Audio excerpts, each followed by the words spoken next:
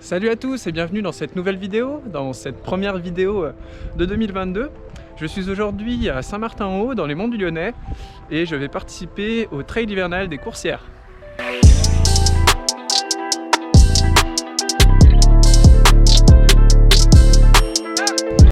Alors pour ce trail de reprise, il existe deux formats, le 15 km avec 500 D+, et le 32 km avec 1200 D+. Donc là il est 8h05 et je partirai à 8h30 pour ce second format. Je pense pour, allez, je dirais un peu plus de 3 heures de course. Comme je disais juste avant, on est dans les Monts du Lyonnais, donc là où on est passé pendant la Saint-Élion. Et puis plus globalement, là où je viens de temps en temps pour faire quelques sorties longues. Je reviendrai d'ailleurs ici début mai pour une balade encore plus longue cette fois-ci, puisque ce sera pour mon premier trail de plus de 100 km, l'Ultra Trail des Coursières. Mais bon, je vous parlerai de ça le moment venu. Là, j'ai donc attaqué mon plan pour l'éco-trail et cet Ultra Trail. Et j'intègre en fait le trail d'aujourd'hui comme une sortie longue, après d'ailleurs une grosse semaine d'entraînement. Donc bon, on va voir comment ça va se passer. Pour ce trail, je suis accompagné de l'association Petits Frères des Pauvres qui a très aimablement accepté que je parle un petit peu d'eux aujourd'hui. Donc Petits Frères des Pauvres, c'est une association qui a vu le jour en 1946 et qui lutte chaque jour contre la solitude et l'isolement des personnes âgées en essayant de cibler prioritairement les personnes les plus démunies. Selon le dernier baromètre des Petits Frères des Pauvres, il y a plus de 2 millions d'aînés qui souffrent d'isolement en France et pas moins de 530 000 qui se trouvent en situation de mort sociale, c'est-à-dire qu'ils ont une absence totale de contact et de liens sociaux. Alors c'est des chiffres qui ont à peu près doublé en 4 ans, ce qui est énorme, et il y a donc urgence à agir. N'hésitez pas à faire pause sur la vidéo pour regarder cette infographie que m'a transmise l'association et que je trouve vraiment très parlante. Donc pour lutter contre ça, l'association réunit plus de 13 800 bénévoles et 350 équipes d'action à travers la France, et ils sont aussi également présents à l'international dans une dizaine de pays. Leurs actions consistent à essayer de recréer du lien social en apportant une présence, par exemple sur le lieu de vie ou dans des hébergements collectifs des personnes âgées, mais aussi en organisant des activités collectives, par exemple des séjours de vacances, des repas de Noël, ou tout simplement des jeux de société. Ils luttent également contre la vulnérabilité des personnes âgées en situation de précarité, en leur redonnant la stabilité d'un logement, en leur apportant une aide matérielle et même parfois une aide financière. Et enfin, ils essayent d'inciter la société à changer de regard sur la vieillesse et tentent d'alerter les pouvoirs publics sur la situation des personnes isolées. Alors si leur combat vous intéresse et si vous souhaitez apporter votre pierre à l'édifice, vous pouvez les aider de différentes manières. Tout d'abord en devenant bénévole évidemment. Vous pouvez également faire un don sur leur site internet pour soutenir leurs actions. Vous pouvez aussi télécharger sur leur site le pack Chasseurs de solitude, je crois que ça s'appelle comme ça, qui vous permet d'agir près de chez vous, auprès d'une personne isolée. Et enfin, vous pouvez évidemment vous abonner à leurs différents réseaux, les suivre, partager leurs publications pour aider à faire connaître la cause des personnes âgées isolées. Comme toujours, je vous mets les différents liens de leur site et de leur réseau dans la description. Je vous invite à aller y faire un tour. Et puis bon, maintenant je vais rejoindre les autres coureurs pour prendre le départ de ce premier trail de 2022.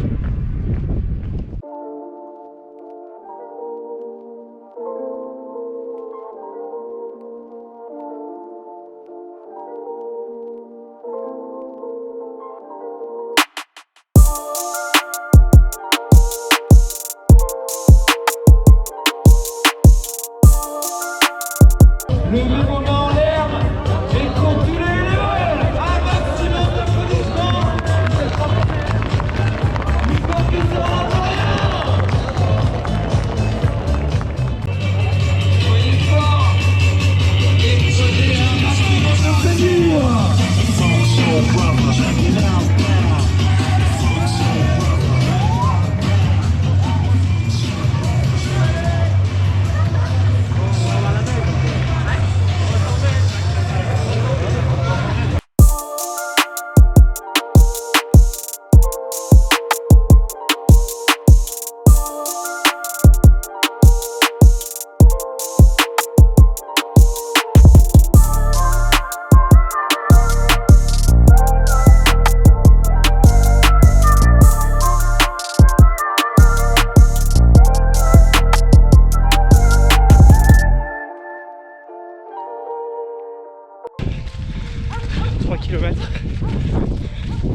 Pour l'instant ça va très bien.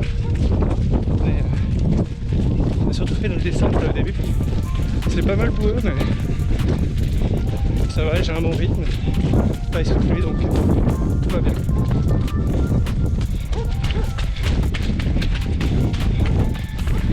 Ça rappelle un peu la Saint-Élion. Il y a quelques plaques de verglas de temps en temps sur le bitume, mais pas grand chose pour le moment. Vraiment, pour l'instant que du plaisir. Au niveau de la météo, on est sur du autour de 0 degré. Hein. Il a un tout petit peu neigé ce matin. Il y a vraiment des mini flocons quoi. Et voilà. Température autour de 0. Mais le froid en courant se fait pas ressentir, donc on est très bien.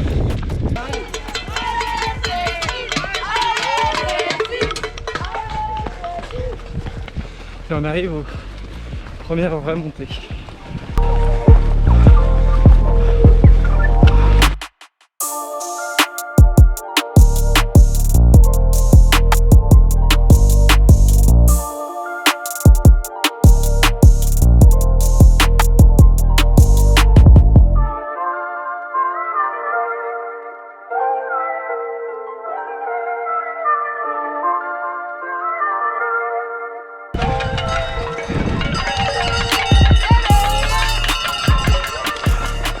Km et 200 de plus. Et là ça grimpe.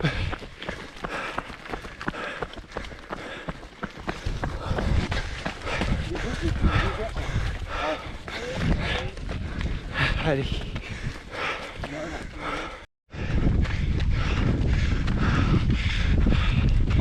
On est monté un petit peu. On a un tout petit peu de neige. Vous pouvez le voir. Je sais plus à quelle altitude on est, je crois autour de 800, quelque chose comme ça. Et ça y est, il se met même à neiger un petit peu.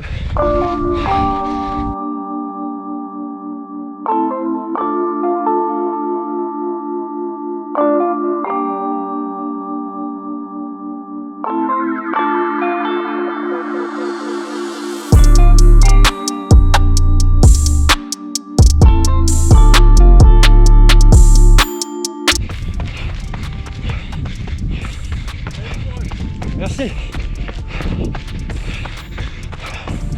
Voilà, bon, ça fait une belle montée, bien hard sur la fin. Et c'est plus que de la neige. On voit pas grand chose à cause de la brume, mais c'est tout blanc. Et kilomètre 10.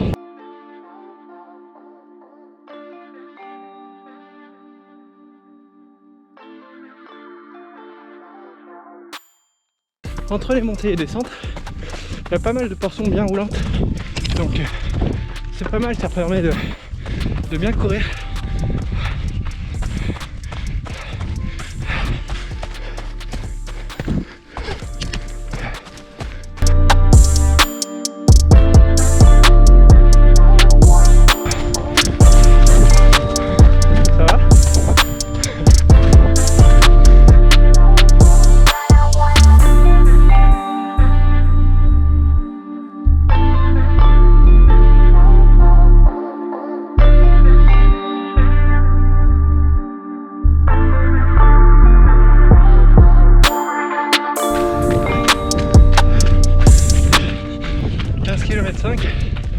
Quasiment la moitié du parcours. J'ai l'impression de faire la Saint-Élion mais 2 jours. C'est exactement le même temps. Bon, un peu moins froid et plus éclairé. Mais là ça fait 1 heure qu'il neige non-stop. Ah, c'est cool.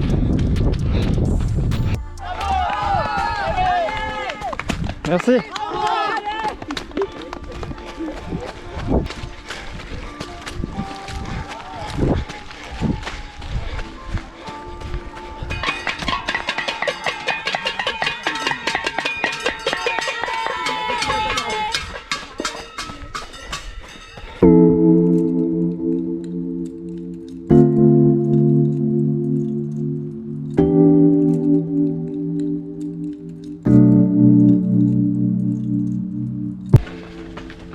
au premier et unique ravito de cette course, kilomètre 19. Que de l'eau, donc moi, je vais juste remplir une gourde et puis repartir. Bonjour, merci. Merci. Oui, j'en veux bien. Merci beaucoup.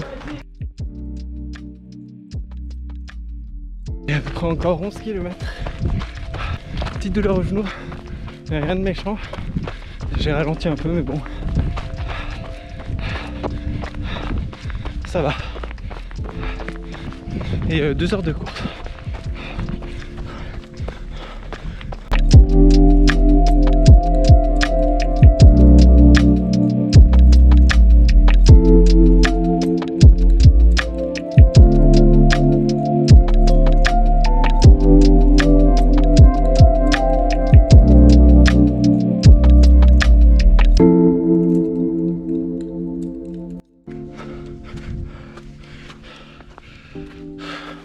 Kilomètre 24-15. On est dans une montée là depuis 10 minutes qui est interminable, qui est vraiment très pentue. Ah, celle-là elle me fait mal. Ah, je pense que j'arrive au bout là, mais elle était vraiment très très raide. Et plus avec les appuis qui glissent. Compliqué. Je pense qu'on arrive au signal là, point culminant de la course, point culminant des Monts du Lyonnais, ou presque. Et c'était aussi le point culminant de la Saint-Élion. Mais bon, j'y étais passé de nuit. Bon allez, faut recourir là.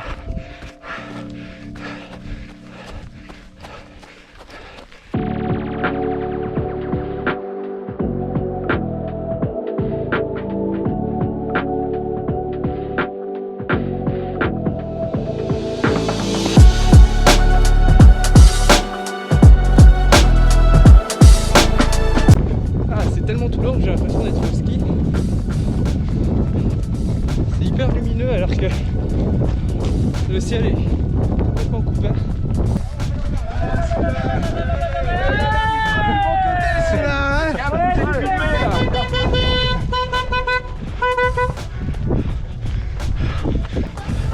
Allez, merci.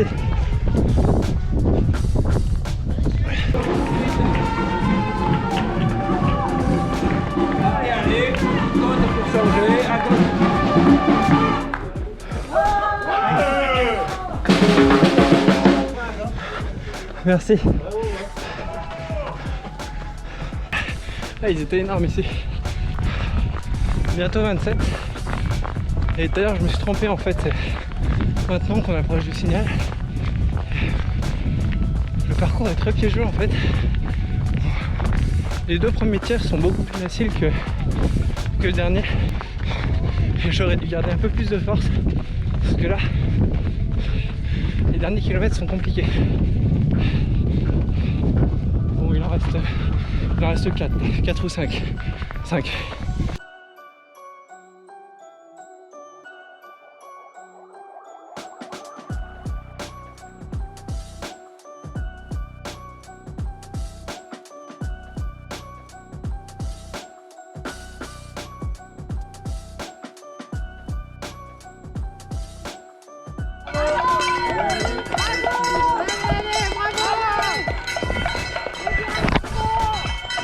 Ah, ça y est, le signal, c'est fait. On a à peu près fini le B+. Et voilà, on arrive.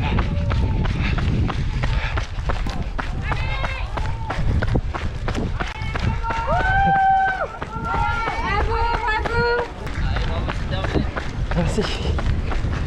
Alors, elle est par là, Aline, elle est par là. Il nous manque Adeline. Et voilà, c'est fini pour le trail hivernal des Coursières. 32 km en 3h17, une moyenne de 6-10 par kilomètre. J'ai cru voir à l'arrivée que j'avais fini 105e, je ne sais pas sur combien. Je vous le mettrai, je vous l'écrirai là juste en dessous. Ça s'est plutôt bien passé. Bon, j'ai senti que que je sortais d'une grosse semaine d'entraînement. Là, ça fait 90 km d'entraînement cette semaine, enfin de course à pied cette semaine. Donc je l'ai senti passer quand même sur la fin, notamment dans les descentes où je descendais vraiment assis quoi. J'ai des bonnes courbatures, je le sens. Parcours quand même vachement piégeux. Je sais plus si je l'ai dit dans la vidéo ou pas. Mais ouais, vachement piégeux parce que les 2 premiers tiers assez cool, assez roulant. Pas trop de montée, on courait beaucoup. Et dernier tiers, vraiment des grosses montées, des grosses montées, très pentues, avec une corde même à un moment. Donc je m'y attendais pas, mais voilà, très content pour un trail de reprise. Ça s'est bien passé, un bon temps je pense. En D+, je sais pas combien il y a eu, je sais que ma montre doit bugger parce que j'ai fini à 1006 D+. Je pense qu'on est plus aux alentours de 1200.